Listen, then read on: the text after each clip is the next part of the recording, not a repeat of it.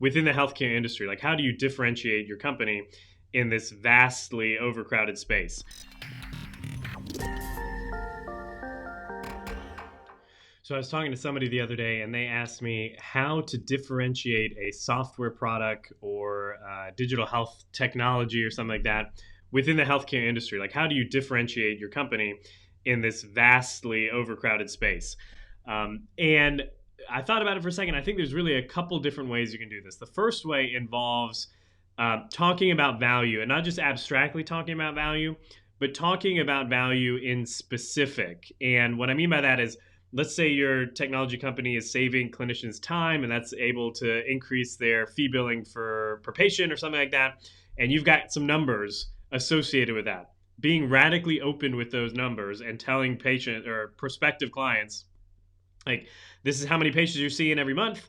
This is how many patients or how many hours or minutes or whatever that your clinicians are spending on those non-billable activities, the documentation, the coding, whatever.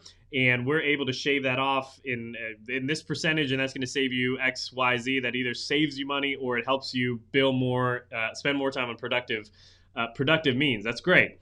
And being open with that and taking instead of like this huge, almost like super scalable, low touch point sales cycle with clinical organizations, and taking more of a consultative approach, like a consultative selling approach, where you're sitting down, you're figuring out the organization, you're making sense whether, trying to make sense of whether or not it even makes financial sense for this organization to go with you or not. And being discerning from the beginning is going to differentiate you at some level, because you're not just another SaaS company. You're looking at their specific situation. You're talking real value, real dollars, real cents, and what you think your organization is going to be able to provide for theirs. That's the first way. The second way, and this is really on the features and the build side, is ease of use and integration, right?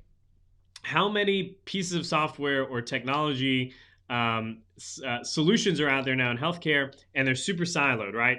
Maybe you can get some sort of integration built in, and I know there's a lot of opportunities out there now with Bridge and Arrow Health and stuff like that, where you can get APIs overlaid on like EMRs, for example. Something like that, where you're not making the client or the potential client choose between your software solution and their entire EMR system or something like that. Something that integrates smoothly is going to differentiate your product among the vast array of the other ones. Because if you can take away and cut away some of those extra steps in the workflow by an integration, that's something that's worth exploring from an investment side of things, right? Like, if you can make it easier, decrease the friction, you're going to have an easier time selling your product or your service. So those are two very quick ways that just kind of came to my head when I was having this conversation the other day.